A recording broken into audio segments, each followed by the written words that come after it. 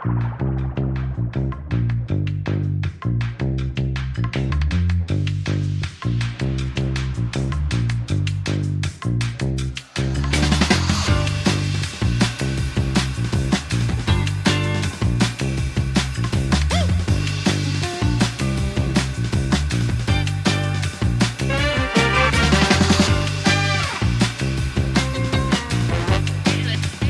datang di acara Indonesia Women in Finance. Agility is our asset.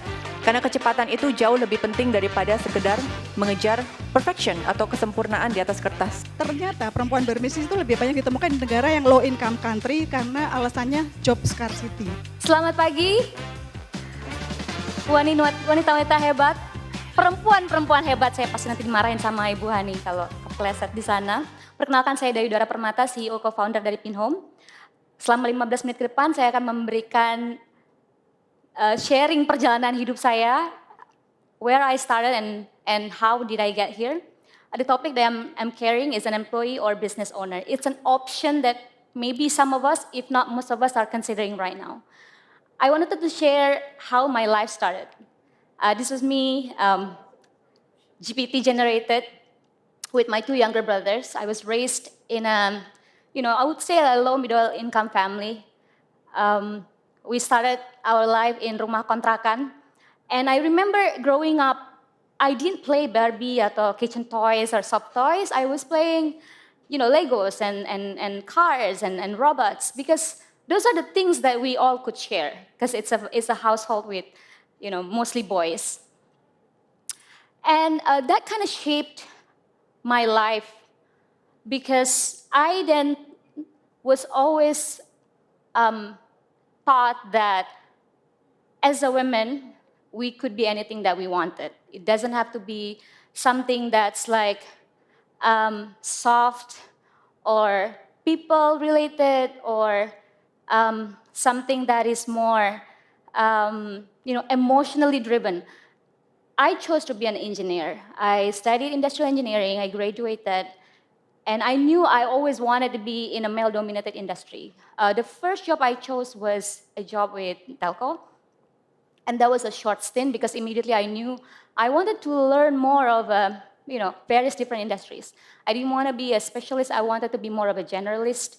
So after about 3.5 years of study, 4 internship, and 3 typhoid cycles, 3 kali tipes, I graduated, and then I embarked on this journey. It's a 15-year-long journey where the first third was spent as a professional. I learned how businesses work. I was a consultant with McKinsey & Company at that time. And that moment taught me about critical problem solving, structured thinking, data-driven decision-making, various different industries, from telco, from mining, energy, FMCG, banking, government. I learned all of that in the span of about 4 to 5 years, serving about 35 different clients. And that kind of gave me confidence to be an entrepreneur. I'll share a bit of a story how I did start my entrepreneurship journey. But as an entrepreneur, it's basically an entrepreneur inside a company. And that's how I learned about venture building from a comfort of a corporate. And I chose that because I think, like most of us in this room, I was very risk averse. I didn't come from money. I didn't have a cushion. My family didn't teach me about entrepreneurship, so I had to learn all that by myself. And I knew if I were to do it right away, maybe I wasn't going to be ready, and I would make a very small and big mistakes, and that would be costly for me. So I tried to gain all the knowledge, experience, network, resources I needed in that second third of my journey as an entrepreneur. And then when I know I was ready, then that's when I then took the leap of faith to be a founder, a real entrepreneur. I was on my own. My company started from my own home garage. First employee was husband, paid with love, not money. And then I learned how difficult it was, and I'm still here, and this is just the beginning. What got me into entrepreneurship? So after 4 or 5 years, and consulting industry, learning about the ropes, how businesses work, business processes, building organization, understanding all aspects of businesses from operations, marketing, strategy, finance, even going into legal projects, for example. In 2015, a colleague of mine, Nadim was also an ex-employee of McKinsey. He was an ex-McKinsey. And so we knew each other from the McKinsey network. And then he reached out to me. He said, hey, you wanted to catch up over coffee. And this was in 2015. Technology was non-existent. There was no technology industry, nggak ada startup pada saat itu that was founder-driven. There were only, some global startups expanding to Indonesia, like Rocket Internet, like Zalora, Lazada were one of the startups that were launched into the market, but there wasn't led by Indonesian founder, built and raised. So in that coffee catch-up, Nadim convinced me basically to join Gojek when it was an SME turned into technology company. It hadn't raised funding. It was building its product, its first app. It wasn't ready yet. They only had, I think, 10 management team members, and I was going to be the next 5 that's going to join them. And I said, why? Why would you do this? This is completely unknown. And the industry is non-existent. And you said you got rejection more than a dozen of times. And seeing where he is right now, which is a complete, I think it's tragedy. It's a complete tragedy. But I think looking back, he was always that passionate about creating impact. And I know I could vouch for that. And then I decided to just, you know what, nothing to lose. If this fails, I was still young, I could find the next job, or maybe build something of my own, or maybe not. So long story short, decided to quit my job and then join Gojek my first day in a 150 meter square office. It was a small office di kantor rumah yang kita bagi sama 3 startup. So that we could save cost. One of the employees were like this cat because it just to show how this was like a home business, like cats walk in, Gojek setor uang tunai because we didn't have GoPay then, and it's a call center office where most of the business processes were done, where customers make bookings untuk antar uang, antar barang, antar makanan gitu kan, antar paket melalui SMS atau melalui BlackBerry Messenger, that time masih ada BlackBerry, and then WhatsApp gitu. And then the Gojek will be dispatched manually. It takes anywhere between 5 minutes to 60 minutes to find an ojek driver for you. But then when actually the app was released, that process got cut very short to 0.5 seconds. Untuk ngedapetin driver cuma 0.5 seconds, and now maybe in milliseconds because there's huge supply density, and then there's really no manual process to dispatch a driver. So I spent 5 years there, and then I ended my chapter in 2019. That's when I had that courage, because I knew I had all the things that I needed. I learned, I grew, I built products, teams. I went through the cycles of creating product definition, launching MVP, and then scaling the products about 15, 20 times. The products that probably you've used or you've heard before, like Go Massage, Go Glam, Go Clean, Go Auto, Go Pertamina, Go Mart, Go San, Go, what else? Those were the products that I created with the team within Gojek that time. And it was really like a factory of on-demand services. We created product almost every 1 or 2 months. And I was ready for my real entrepreneurship journey. And my day 1 at Pinhome looks like this. This is not AI generated. This is real images of my backyard right next to my garage with my husband as the first employee, the one in white shirt, and then all the interns that was working for us. This was when I was bootstrapping with my own money. So this was my day 1 at Pinhome. And then this 2020, we launched Pinhome. Everybody remembered what happened 2020, right? COVID for 3 years. That time we didn't know how long it was going to be. So it was pretty crazy that, they said that business building is really hard, but and then you could choose any time to build a business, and I chose a time where it was even harder. It was like 100 times harder to build a business because when we launched it, it was middle of COVID, and really like we couldn't go out.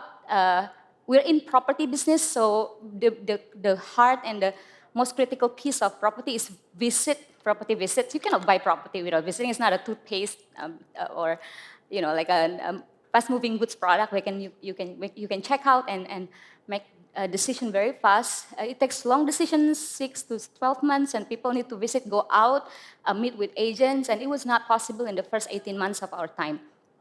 So that was kind of the context of my entrepreneurship, foundership journey. And the way that I described the 3-stage journey I went through was professional, entrepreneur.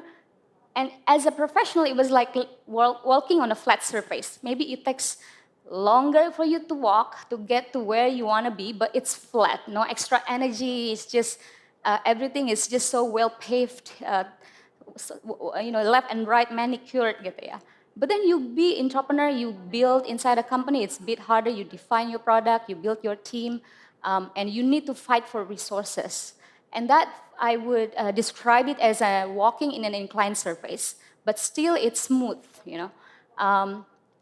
nothing that's completely unknown you can see, and the terrain is not rugged. But then being an entrepreneur or founder, it's like climbing a mountain, right? Like it's a very steep inclination. You could fall, and if you fall, you could die, literally and figuratively. You could die because what if you run out of money? What if something happens? What if you build products, customers unhappy, so it's a PR nightmare? So what if investors, they're not supportive of you? You get kicked out of your own company. So all those fears, it could happen any day, and not just COVID. If we could reflect back in the past, I would say 5-6 years.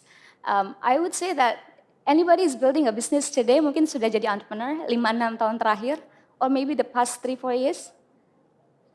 Amazing, right? I know. So, yeah, it's definitely the toughest time to build, and I think it would go down in history as kind of the transformative period. Anybody building a business this time, you guys are warrior. And if you're still thinking about continuing, you are like amazing, because we went through COVID, we went to trade wars, there was a tech winter, conflict still ongoing now in various different regions, and now we're undergoing AI revolution, which could be good and bad.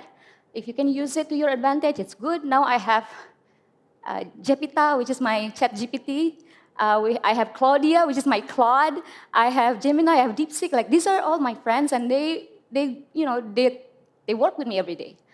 And if you can use those to your advantage, it's actually the best time to build. It's a thing that would level your playing field. Like you can be a woman from a third world country or emerging market, wasn't Western educated, you're like local educated, you can have the same amount of knowledge and access to those people in much more fortunate time or place. And that's also what helped us. We managed to, through all those challenges, we managed to raise significant amount of fundings that got us the resources we need to really create impacts.